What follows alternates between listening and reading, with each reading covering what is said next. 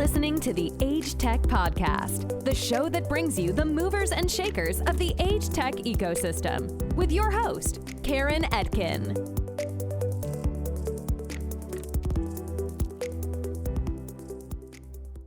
Hello and welcome to another episode of the Age Tech Podcast.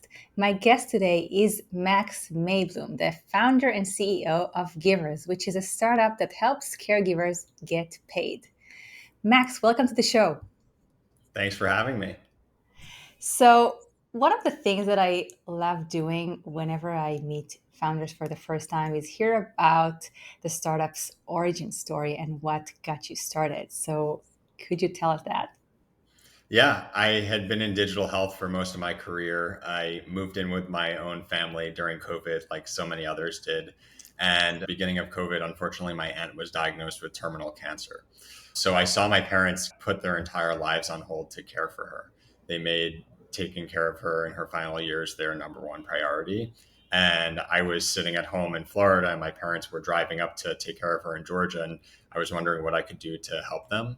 And I was searching online for different resources for cancer support, cancer treatment, also any benefits or programs that might help them and help my parents as they're caring for them. So I got a front row seat to what it looks like to care for a caregiver. And I saw just how intense the situation was for my own family. And at the same time, became acutely aware of how big this problem was across the US and the entire globe. And so I became really passionate about helping caregivers.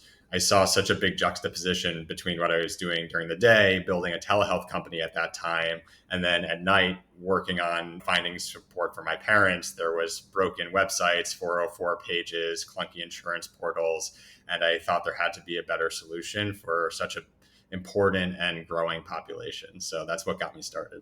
Amazing. And it's always so inspiring to hear founders starting startups in this space from a personal reason, because I believe that this is like the number one motivation that people have to really do what it takes, because it is so hard to start a company. So, what did you learn during this research that you did? What is available in the United States? What is available globally? And is there a difference between different states in terms of what caregivers are eligible for? The short answer is yes. And so there's a saying that, especially in Medicaid, one state, one state. So everything varies state by state.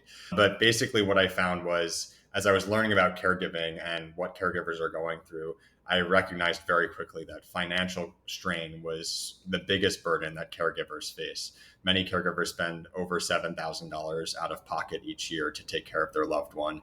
They're giving up work opportunities, they're sacrificing personal time, and they're doing it because they love the person they're caring for and they want to show up for them the same way they would if the roles were reversed. And what I found as I started doing more research into what support is available is that there are government programs and different benefits available for caregivers, but they're often too hard to reach or too hard to find. And many people don't know about them. In one case, back in 2021, when I was getting started, I had read an article about a program in Arizona that set aside $1 million to reimburse caregivers who were retrofitting their homes for people who needed ramps or grab bars or anything of the like. And they were unable to disperse those funds because no one signed up for the program. And basically there was an awareness issue. To me, an alarm went off in my head that, hey, there's dollars here that are set aside to help caregivers, but they're way too hard to access. People don't know that they exist. And I think there's really an information gap here that's creating this problem rather than a lack of support available. So very early on, what we did at Givers is we mapped the entire landscape of the US for caregiver support programs. And we built a database with every single program that can help a caregiver get paid for the work that they're doing. And now today on our website, you can go on and answer a few quick questions completely for free, like a TurboTax type of solution, and we'll learn about your situation and make a very personalized recommendation to programs that are available to you that you might be eligible for. So I found a really sort of just disparate system of support that wanted to help caregivers, but big gaps in accessing and reaching those programs. Wow, I feel like this problem that you have stumbled upon is similar to so many other aspects of the ecosystem, because there are so many programs to help older adults in every country, but so many people are just not aware of them, because the government sometimes can be great at allocating funds, but they're definitely not great at marketing. So anyone basically can go on your website, fill out a simple questionnaire, and get educated about what is available to them. From your experience, what percentage of caregivers can actually find something that they're eligible for in the state that they live in? So very high percentage. So I'll start from the bottom up. So many of these programs are run through Medicaid. And Medicaid, for people who don't know, is a federally funded health insurance program that supports low-income Americans. And Medicaid's operated on a state-by-state level. In different states, you'll find different programs being offered by the state Medicaid organizations. All of the states have some version of caregiver payment or support being offered through Medicaid. And then beyond that, of course, the Medicaid population is eligible for those programs. In many cases, there are around 90 million Americans who are on Medicaid. And then on top of that, every single state has regionally dispersed area agencies on aging. And those area agencies on aging are funded by the federal government. And part of the federal government's rules with these area agencies on aging is that they must offer caregiver support to the entire population. So any caregiver anywhere of any income level, of any demographic, of any situation can go to their local area agency on aging and look to them for caregiver support.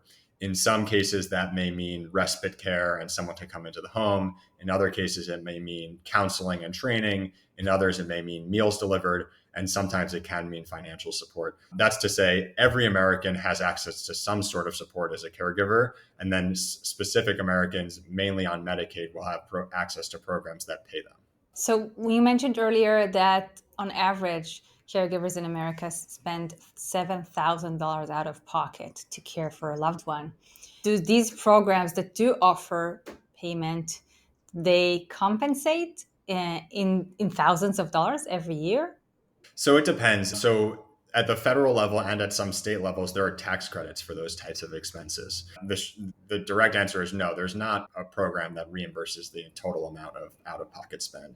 But there are tax credits that can help remediate those costs. And then also any programs that allow people to get compensated for their time allows them to actually continue to spend on the care that their loved one needs. So generally speaking, it's about finding the programs that you're eligible for and then figuring out how you can make it work, whether it's leaving your job full time and doing that math. So if you can get paid as a caregiver, it allows you to be home with your loved one. Or if it means taking on a few hours of being paid, but also keeping your full-time job to allow you to make these things work. Unfortunately, this is just the infrastructure that we're dealing with in America, where people have to ask themselves the questions of how am I going to care for the person that I love? Fortunately, this is a global issue, and so many caregivers actually have to reduce the number of hours that they work to fulfill their role as a caregiver. And not in every country or not in every state can people actually get paid for it. So this is fantastic that some states do have these programs. So let's talk about Givers. You started Givers in 2021. How has Givers been received by investors, by the caregivers that you provide a service for? How do you actually reach those caregivers in a time where they are stressed out and they have so much to deal with, so they don't necessarily know even to look for startups such as yourselves? Yeah, let me address the business market first for this, which is, I think, if there were any benefits to come out of COVID, one of the benefits was that care became something that people talked about. Whether you were working from home and your kids were running around in the background on Zoom, or people knew you had to step out to go take care of mom because she had moved in from the assisted living facility, care became part of the conversation.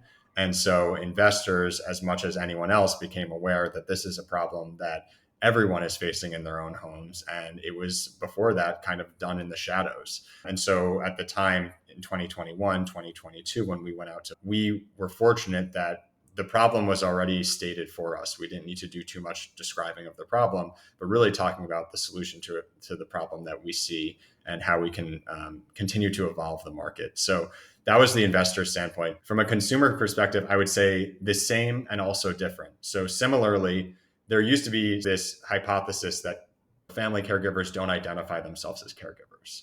And I think that conversation has definitely changed. More and more people are thinking of themselves and the work that they're doing for their loved one as what it is, which is caregiving and taking care of a loved one. And so being able to figure out how to speak the language of the caregiver is really important. And as you mentioned, time and attention is at a high premium for a caregiver. So being able to meet them where they are is really important. And so we've invested significantly in educational resources, in content that's quick and easy to get the answers you're looking for. And that's resulted in millions of people per year coming through our resources and being able to get support because the demand is there. It's really about finding solutions to the problems that people are facing. Amazing. So, what is the business model for a startup like Givers? What we do is in some states, we actually enroll, support, and pay family caregivers. So across the entire US, we'll help people find programs that they're eligible for. And then in some states, we actually have licensure that we can be the provider of choice for those caregivers and their families. So over time, once they've gotten enrolled into a program that we've helped them find, we'll actually be their agency of record. We provide them with ongoing support via coaching, training, and anything else that they'll need to provide them the confidence and competence to be a great caregiver. And then we also reimburse them through Medicaid to get paid. And that's how our business model works. And does that require you to become a licensed home care agency in each and every one of those states?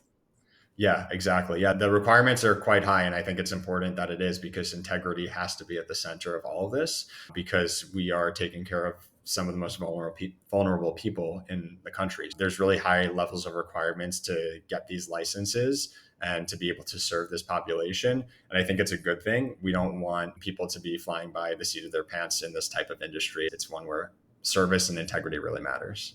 Absolutely. And it's also sounds like a good moat for a startup because not everyone will want to go through this process of establishing an agency in each and every state and going through all of the licensing and regulation that you have to go through.